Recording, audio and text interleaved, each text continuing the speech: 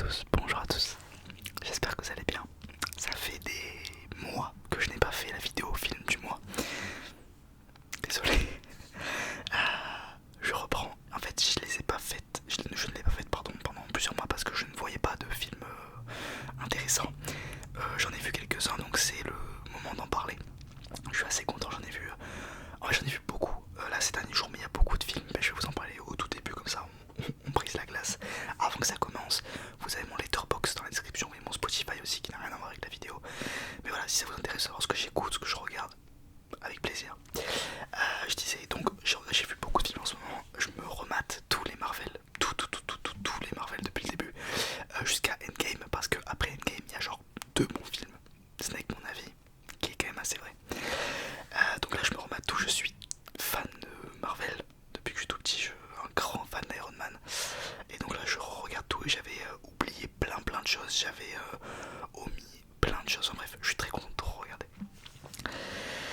Donc là, ce mois-ci, enfin ces derniers mois, j'ai vu 1, 2, 3, 4, 5, 6, 7, 8 films. J'en ai vu beaucoup plus que ça en vrai en comptant les Marvel, mais je vais pas trop en parler.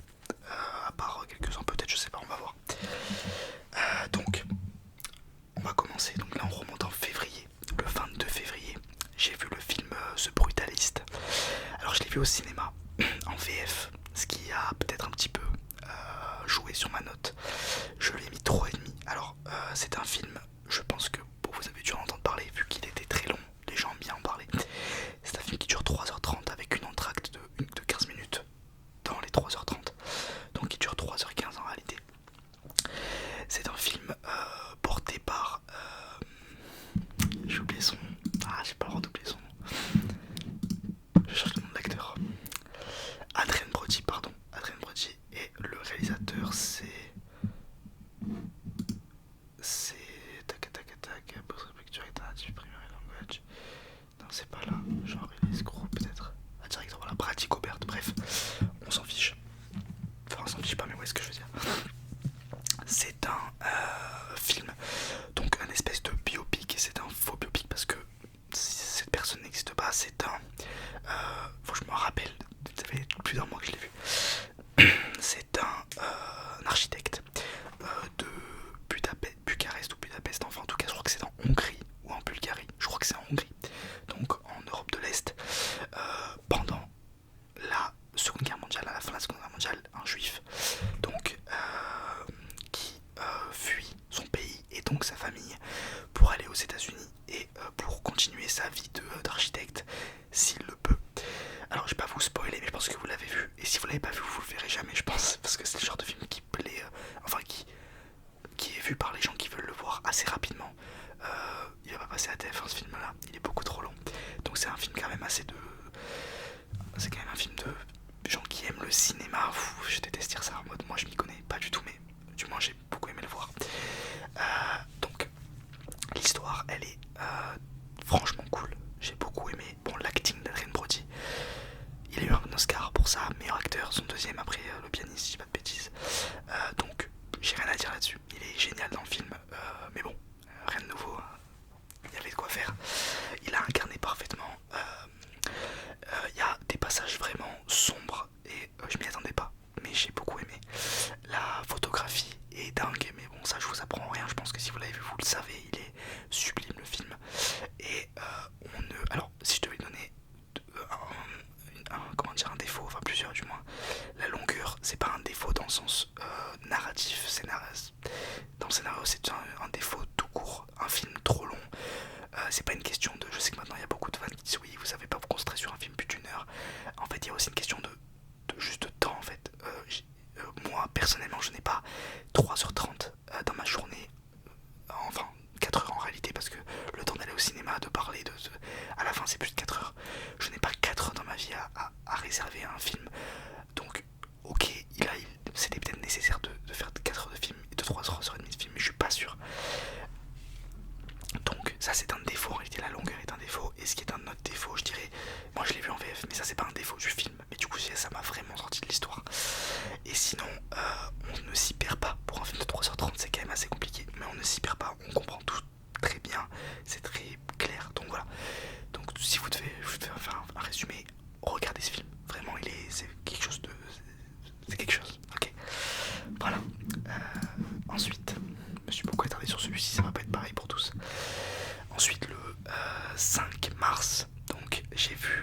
Mikey 17 que je voulais vraiment beaucoup voir.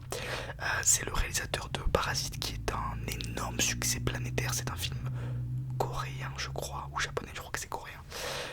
Parasite, vous avez dû le voir, c'est un très bon film noté par tous, 5 étoiles en rêve, c'est un très bon film.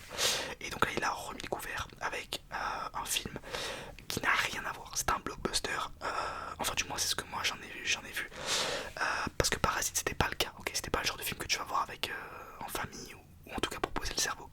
Mikey 17 c'est le cas. En fait ils ont essayé d'aborder le thème. Bon, je vais vous expliquer l'histoire un petit peu. Déjà, l'acteur c'est Pattinson, Robert Pattinson, l'acteur de Batman, de Twilight. Vous le connaissez, très bon acteur, j'aime beaucoup.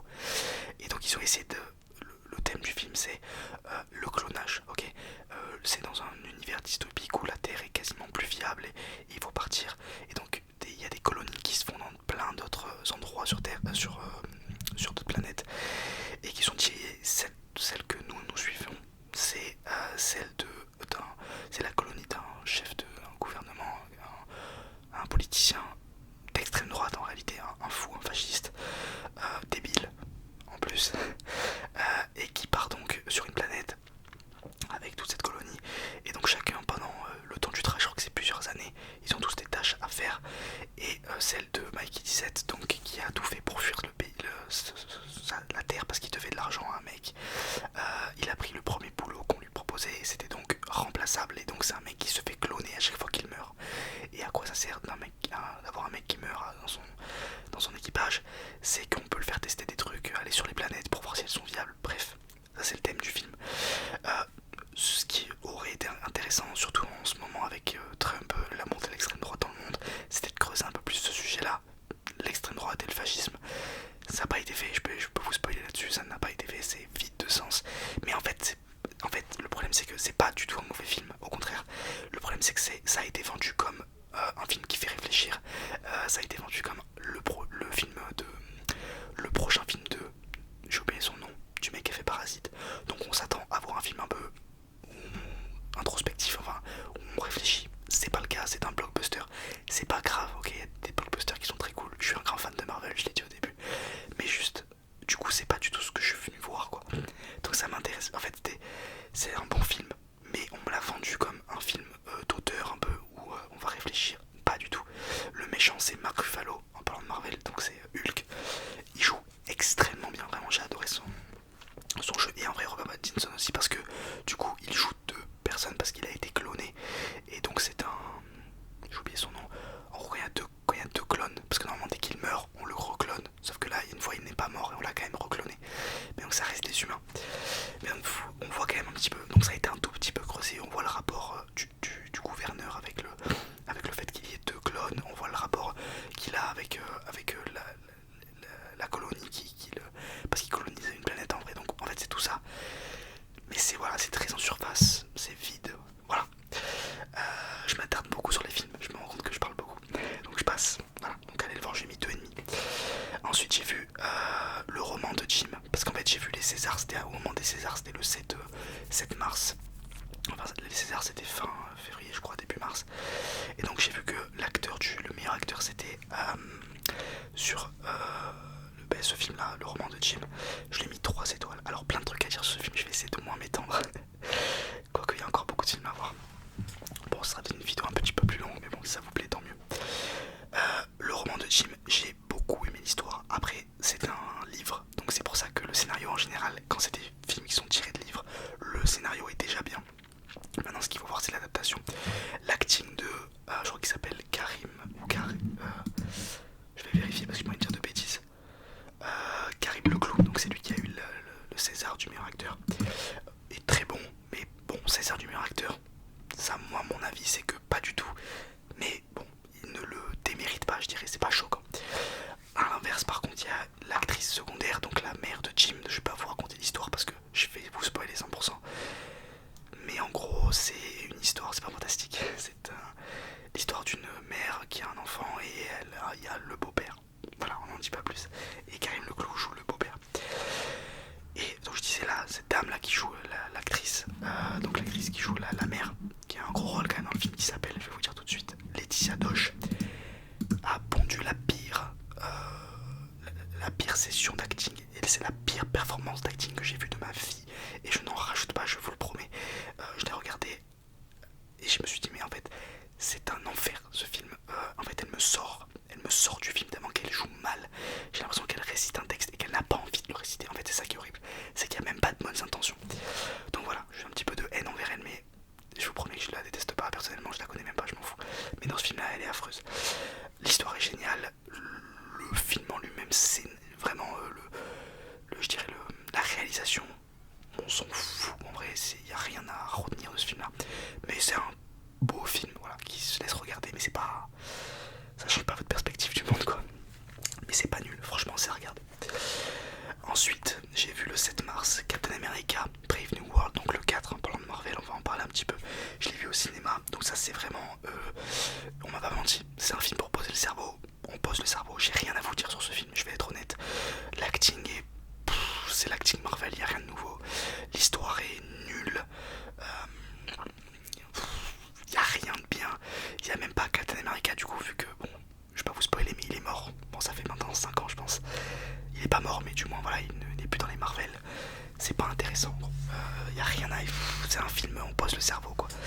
Donc, du coup, c'est plus Captain America, c'est Faucon. Bon, si maintenant c'est Captain America. Mais donc, ça a plus de sens parce qu'il vole. Il a pas du tout les mêmes capacités. Il est pas fort ou quoi, donc aucun rapport. Le méchant, l'espèce de méchant, bon j'avoue que l'intrigue elle est quand même un peu intéressante si c'est vrai que je m'en rappelle.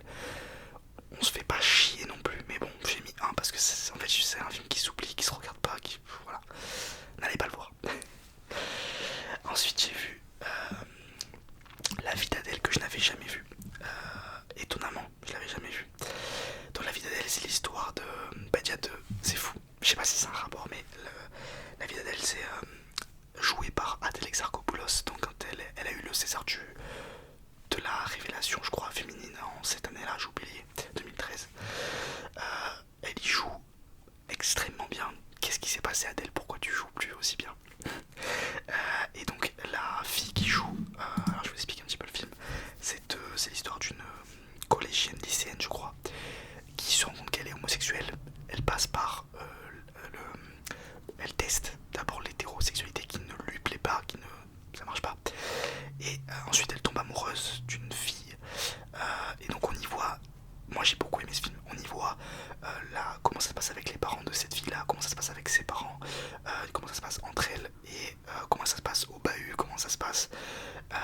Voilà, elles grandissent parce que vu que c'est un film, vu que c'est un livre de base, pardon, là ils ont fait les 2 livres, je crois, les 2 chapitres dans le même film, du coup il est très très long.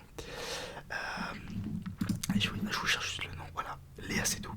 Donc Léa Seydoux c'est la fille qui joue sa copine. Et donc il y a une rupture, il y a comment elle s'en sort, qu'est-ce qu'elle fait de sa vie, qu'est-ce qu'elle est pour cette fille avant ça, enfin bref, c'est tout un truc. L'histoire est géniale. Le mauvais point que je n'ai trouvé, en fait, je vais essayer de le formuler, il y a énormément de scènes de sexe dans ce film. Bon, pourquoi pas, ok, pourquoi pas, parce que c'est quand même de ça qu'on parle en vrai. Avec la partie relation, il y a aussi la partie relation sexuelle entre lesbiennes, entre personnes lesbiennes. Maintenant, elles sont mineures, les actrices sont mineures, les personnages sont mineurs. Il n'y a aucune raison de faire autant de scènes de sexe, autant détaillées et autant explicites. Il n'y a aucune raison, aucune raison de réalisation de faire ça, aucune raison pour comprendre le film, ça ne change rien. Et aucune raison pour s'y plonger en fait. J'étais beaucoup plus plongé dans les scènes de dialogue entre les deux. Par exemple la scène de la rupture, j'étais dedans. Vraiment c'est prenant. Les scènes de sexe, en fait c'est qu'au bout d'un moment c'est tellement long que tu détournes le regard. Une scène de bisous ça va, une scène, allez on va un peu sous la couette, mais elles sont, je crois que elle avait 16 ans je crois, Adèle ou 17. Je suis pas fan, voilà, ça m'a pas, pourquoi faire, ok. Après je comprends le truc, enfin je comprends pas en vrai, mais je vois ce que le but c'est de montrer que c'est quand même animal, je sais pas, peut-être que c'est ça. Tout ça pour dire que les scènes de cul c'est trop dans ce film, c'est trop, mais genre c'est trop, ok, c'est pas genre oh c'est un peu long, il y en a 1 milliard et elle dure des fois il y a 7 minutes genre en plan séquence d'une scène de sexe, pourquoi? Voilà, à part ça le film est génial. Ensuite j'ai vu The Gorge, donc c'est un film Apple TV+, donc je l'ai vu sur Canal parce que je l'ai... Bref on s'en fout, je sais pas pourquoi je vous dis ça. C'est avec l'actrice du jeu de la dame et l'acteur de... j'ai oublié, il est dans Top Gun je crois, dans Les 4 Fantastiques. Miles Taylor et Anya Taylor-Joy, bref. Des bons acteurs, l'histoire est vraiment cool, la réalisation, bon c'est pas dingue, mais franchement on s'y prend, moi j'ai beaucoup aimé ce film, je lui ai mis 2,5 parce que bon, une fois qu'on l'a vu, on l'a vu. C'est science-fiction, en gros c'est deux personnes de pays différents, un de la Russie, un des États-Unis je crois, donc une fille, un garçon, la fille vient de Russie, le garçon vient des États-Unis, et ils sont engagés pour défendre, enfin du moins surveiller un espèce d'énorme cratère entre deux pays, entre deux états ou je sais plus. Et ils comprennent pas pourquoi, nous non plus au début. L'histoire est assez cool, bon après ça part vite en couille, mais c'est pas mal, c'est un peu mignon, c'est assez à se regarder. Franchement c'est plutôt bon film que j'ai vu ce mois-ci.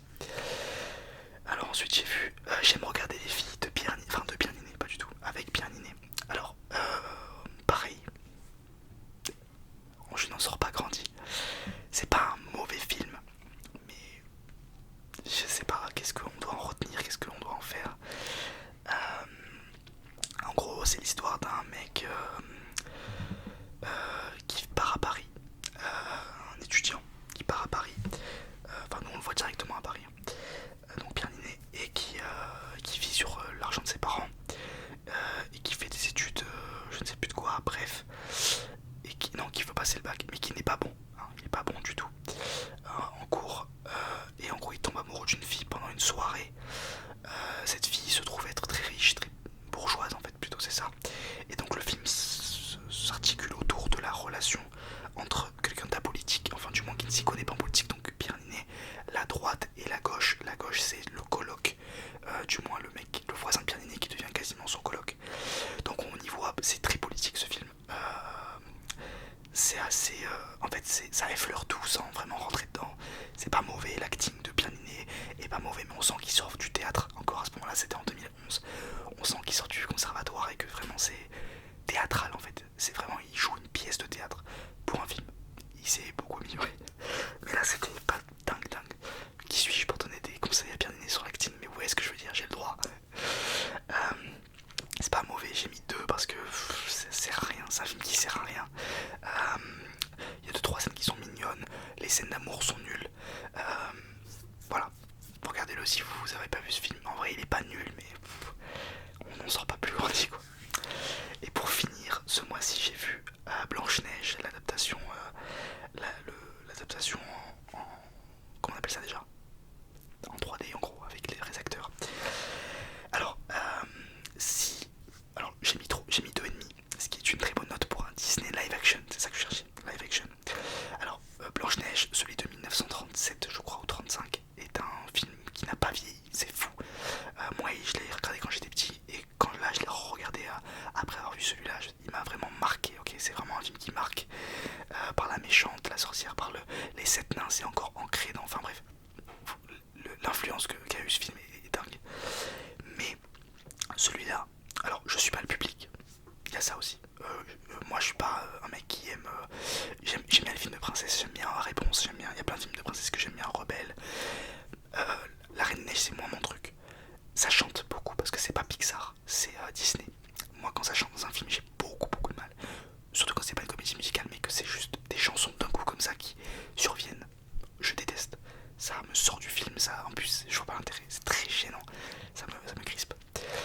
Mais l'acting de la Reine des Neiges, donc j'ai oublié son nom, la dame qui l'incarne, est pas mauvais, elle joue vraiment la princesse. L'acting par contre de la méchante, donc la sorcière, je l'ai trouvé à chier, mais vraiment nul. Sinon quoi vous dire, donc je dis je suis pas le public, c'est un bon film je pense pour les enfants qui aiment en fait. Je pense que quand tu vois ça quand t'es petit ça te marque quand même, parce que les 7 nains sont super bien faits, la forêt elle est trop bien, elle est trop mignonne, la pomme elle est le miroir